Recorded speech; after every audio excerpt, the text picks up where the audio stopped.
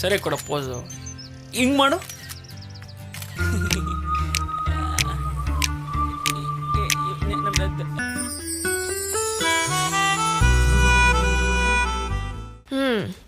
ಸಿಕ್ತಾ ಕೆಲ್ಸ? ಆಬ್ವಿಯಸ್ಲಿ ಮಂಡೆಯಿಂದಾನೆ ಬರಕ್ ಹೇಳಿದ್ದಾರೆ. ಬರಿ ಅದೇನ್ ಬರೀತೀವೋ ನೋಡೋಣ.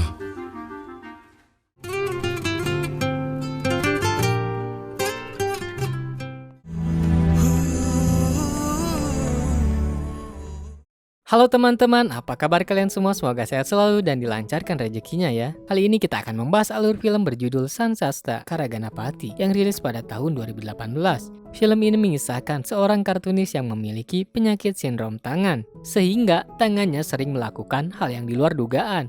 Kartunis tersebut mencintai seorang wanita yang telah lama ia cintai, tetapi wanita tersebut ternyata telah dijodohkan oleh ayahnya. Akankah kartunis tersebut berhasil mengambil hati wanita yang ia cintai, atau justru merelakan wanita yang ia cintai hidup bahagia bersama orang lain? Tak perlu lama-lama lagi, langsung kita masuk ke alur cerita.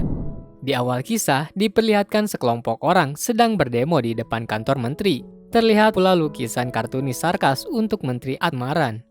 Mereka memprotes terkait penutupan sekolah. Admaran pun akan mempertimbangkan apa yang digugat oleh para pendemo. Dan itu semua berkat kartunis bernama Ganapati.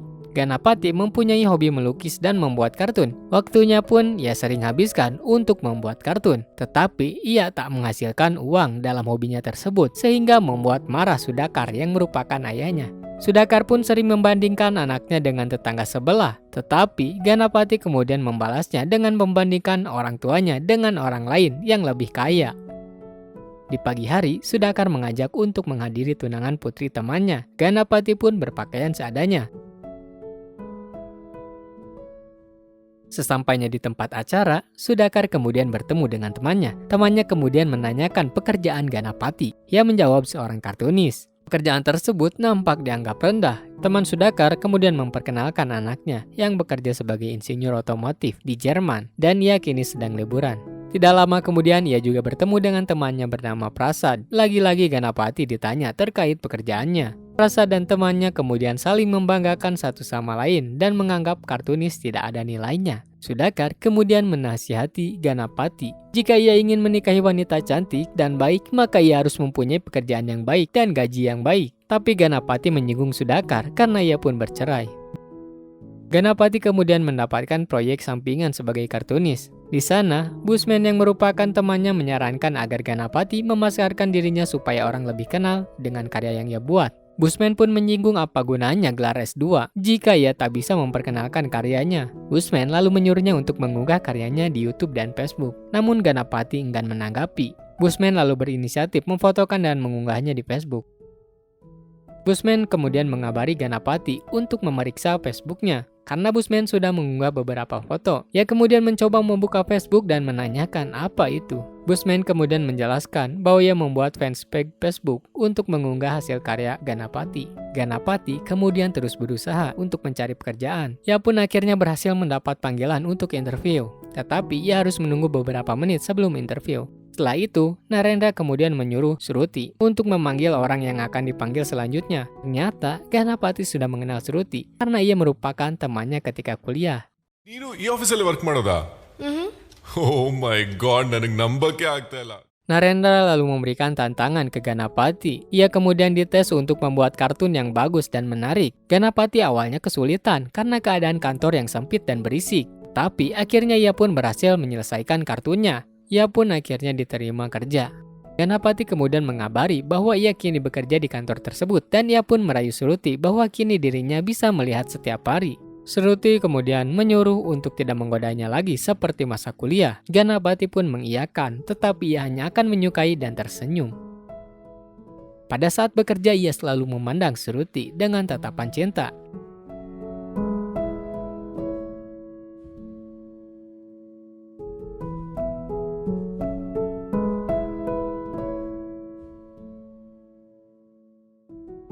Di malam hari, Ganapati dan Busman kemudian berbincang bersama. Di sana Ganapati curhat tentang Shruti, wanita yang ia cintai. Busman lalu menyarankan agar segera menemui ayahnya jika ia benar-benar cinta. Keesokan hari, Ganapati menguntit Shruti.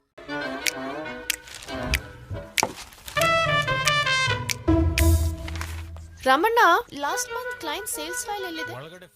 Pada saat ia akan mendekat, tiba-tiba kepalanya pusing dan tiba-tiba ia pun kejang-kejang.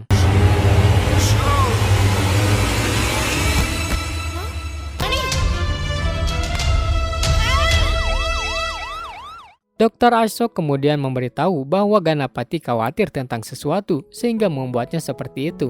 Ganapati kemudian berterima kasih ke Shruti karena telah membantunya. Shruti kemudian menanyakan apa yang ia khawatirkan sebenarnya. Ganapati pun jujur bahwa ia mencintai Shruti sejak zaman kuliah. Ragu yang merupakan tunangan Shruti kemudian datang untuk mencarinya. Ganapati pun merasa hancur hatinya setelah mendengar kabar tersebut. ಇಲ್ಲಿದೆಯೇನಮ್ಮ ಮಗಳೇ ಟೈಮ್ ಆಯ್ತು ಹೊರಡೋಣಮ್ಮ.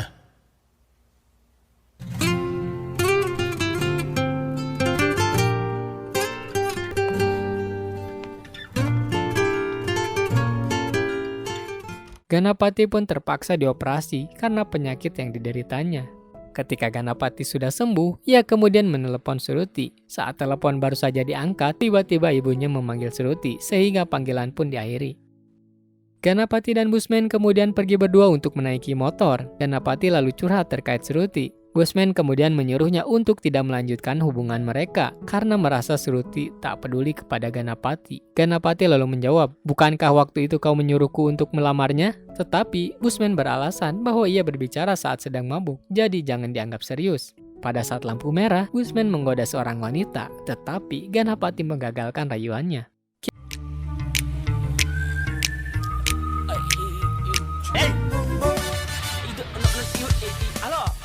Kini Ganapati sudah mulai kembali bekerja. Pada saat bersalaman dengan bosnya, Ganapati sempat tak bisa mengontrol tangannya yang bergerak sendiri. Ganapati pun kini bertemu dengan Shruti dan selalu memandanginya. Sampai akhirnya Ganapati mengajak ngobrol di dalam mobil. Ganapati mengatakan bahwa ia kini sadar bahwa Shruti sudah mempunyai tunangan dan dia pun tidak akan mengganggunya lagi. Status mereka berdua pun kini hanya berteman. Keesokan hari pada saat Ganapati dan Shruti akan pulang kerja, ada segerombolan pria yang ingin melecehkan seorang wanita. Tanpa sengaja, lengannya pun bergerak sendiri ke arah wanita tersebut. 3 pria tersebut kemudian playing victim, seolah Ganapati yang salah. Tapi sebenarnya Ganapati berusaha untuk menyelamatkan wanita tersebut. Boss ನಾನೇನು ಮಾಡಿಲ್ಲ. ಬಾರಿ ಕಿಲಾಡಿ ನನ್ ಯಾಕೇನೇನೋ ಮಗ ಇವ್ನು. ಮಾತಾಡ್ತೀರಾ? ನಾನೇನು ಮಾಡೋದೆಲ್ಲ ಮಾಡಿಲ್ಲ. ಮಾಡ್ಬಿಟ್ಟು ನೋಡು ಏನ್ ಮಾಡಿಲ್ಲ ಅಂತ ಬುದ್ಧಿ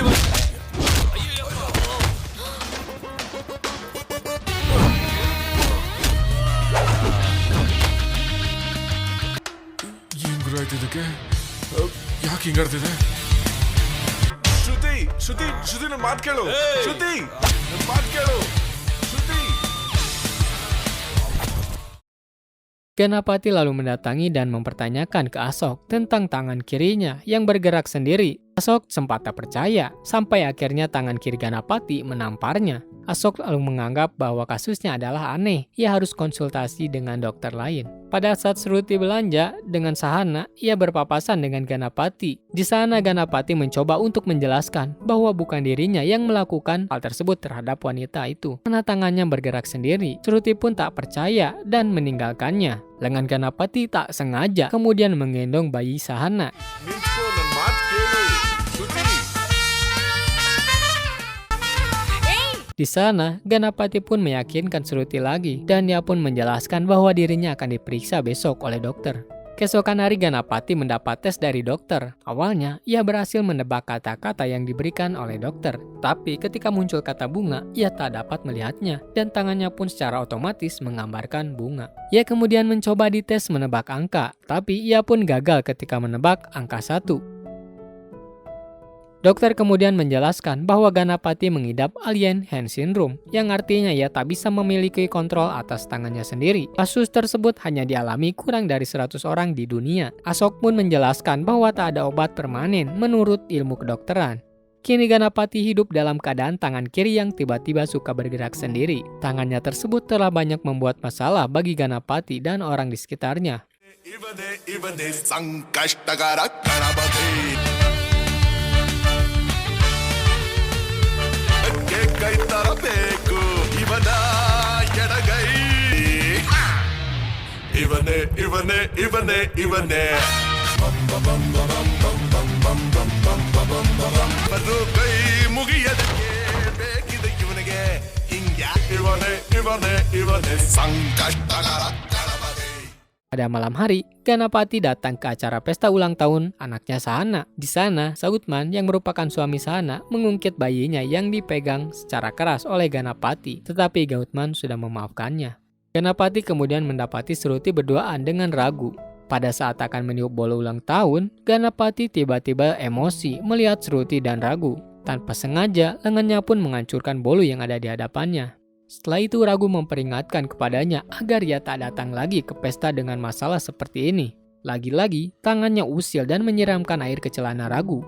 Mereka berdua pun kemudian tersulut emosi. Ganapati dengan tak sengaja menyayatkan pisau ke lengannya Shruti.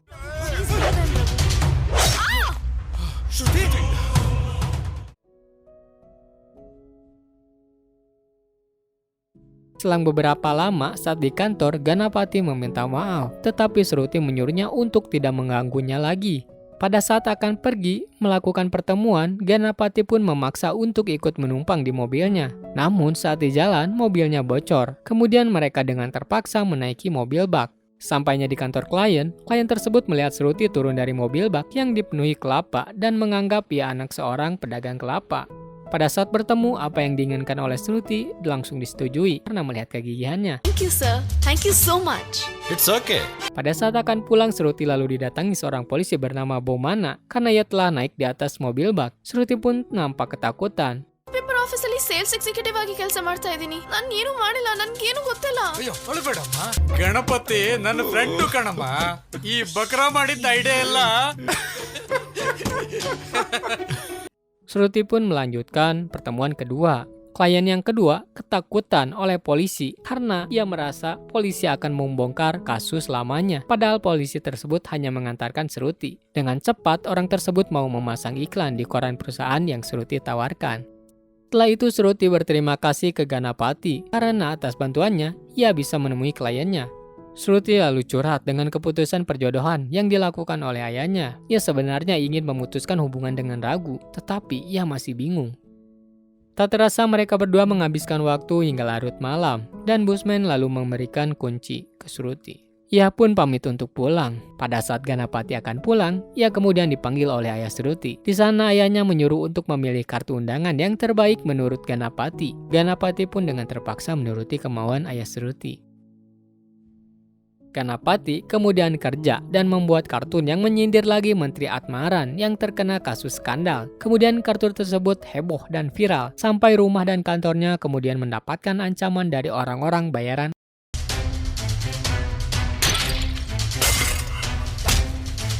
ಏನ್ ಬರೆದಿದ್ಯಾ ಪೇಪರಲ್ಲಿ? ಯಾವುದೋ ಮಿನಿಸ್ಟರ್ನ ಟಾರ್ಗೆಟ್ ಮಾಡಿದ್ಯಾ ಅಂತ ಪೇಪರ್ನವರೆಲ್ಲ ಮನೆ ಮುಂದೆ ಬಂದಿದ್ಯಾ. Atmaran yang menguasai media lalu mengadakan klarifikasi dan mengancam perbuatan Ganapati. Sementara Ganapati malah dipecat dari pekerjaannya. Di malam hari Shruti mensupport Ganapati agar kasusnya dapat segera terselesaikan. Pada saat mereka berbincang, Ragu kemudian datang dan mengajaknya untuk kencan. Dengan terpaksa, Shruti pun mengikuti kemauannya. Sampai akhirnya mereka tiba di kafe. Ragu tak henti-henti berbicara hingga membuat Shruti melamunkan Ganapati ada di sampingnya dan memberikan nasihat. Shruti pun disadarkan oleh Ragu. Tidak lama kemudian Ganapati kemudian benar-benar datang. Dia kemudian memberikan kartu undangan yang telah dipilih. Ragu langsung menyinggung Ganapati yang dipecat dari pekerjaannya dan terkena kasus terkait kartun yang ia buat karena kini Ganapati viral di mana-mana. Keesokannya, Shruti menelpon Ganapati. Sekarang Ganapati marah karena pernikahan Shruti tinggal beberapa hari lagi, sehingga ia tak mau lagi mengharapkan lebih darinya. Acara pernikahan pun tiba. Ganapati datang dengan pakaian seadanya yang kemudian antri untuk bisa bertemu dengan Shruti. Hingga Ganapati pun sampai di depan Shruti. Dengan refleks tangannya memegang Shruti. Shruti pun kemudian langsung memeluk erat tubuh Ganapati. Hal tersebut lantas menjadi tontonan banyak orang. Tidak lama kemudian Ganapati dan busman pun dipukuli. Kejadian tersebut sampai viral di televisi nasional. Keesokannya, Shruti mengabari Ganapati bahwa seluruh TV terus menampilkan video mereka kemarin. Shruti lalu mengajak Ganapati untuk bertemu. Mereka akhirnya dapat bertemu di dalam mobil. Di sana Ganapati mengungkapkan bahwa ia mencintai Shruti. Tak berselang lama ayah Shruti datang dan langsung marah. Sambil menjalankan mobil dan motor, mereka pun bertengkar di jalan yang kemudian membuat Shruti terluka akibat benturan dengan pohon. Kini Shruti dirawat di rumah sakit. Ayahnya yang kecewa lalu mengusir Ganapati dan jangan mendekati anaknya lagi. ನೋಡು ಅವಳನ್ನ, ನಿನ್ನಿಂದಾನೇ ಅವಳಿಗೆ ಈ ಸ್ಥಿತಿ ಬಂದಿರೋದೀಗ. ಬಿಡೋ, ಹೊರಟೋಗು ಇಲ್ಲಿಂದ. ಹೋಗೋ, ಬೇಡ. ಹೋಗೋ ಇಲ್ಲಿಂದ. Ganapati pun curhat ke Busman tentang kejadian yang ia alami dan dirinya berjanji tak akan mau lagi untuk mengganggu siapapun termasuk Shruti. Beberapa hari kemudian, Shruti menelepon Ganapati dan menanyakan kenapa Ganapati tak meneleponnya. Ganapati lantas berkata bahwa ia kini sudah pasrah dan rela jika Shruti dijodohkan dengan pilihan ayahnya. ಇದು ಒಂದ್ಸಲ ನನ್ನ ಭೇಟಿ ಮಾಡೋ. Ganapati lalu datang dan melihat penampilan seorang yang memiliki kekurangan dalam anggota tubuhnya, tetapi ia mampu menjalani hidup dan ia pun berhasil menjadi seorang vokalis. Setelah itu, Ashok menasihati bahwa tangannya bisa kembali normal jika Ganapati berpikir tentang masa depan. Ganapati pun terus berusaha mengikuti terapi agar tangannya kembali pulih. Di sela ia terapi, ia pun sembari mencari pekerjaan baru, sampai akhirnya ia bertemu dengan seorang. Orang tersebut mengenal Ganapati karena kartun yang ia buat sempat viral. Orang tersebut lalu menawarkan pekerjaan untuk Ganapati. Ganapati kemudian membuat komik tentang dirinya yang kemudian dicetak menjadi buku. Buku tersebut terjual laris di pasar. Ganapati pun mendapat tawaran komiknya akan dijadikan film kartun. Sehingga kini Ganapati menjadi kartunis yang paling populer di negaranya. Ganapati kemudian mendapatkan undangan dari ayahnya Shruti. Ia pun langsung menerimanya walau sebenarnya ia kecewa. Pada saat Ganapati datang ke tempat pernikahan Shruti, ternyata ia tak menemukan apapun. Ruangan tersebut kosong. Tiba-tiba dari belakang kemudian muncul Shruti. Ternyata kartu undangan tersebut diberikan oleh ayahnya untuk mengetes kecintaannya terhadap Shruti. Ganapati dan Shruti pun kini menjadi sepasang kekasih dan film pun berakhir.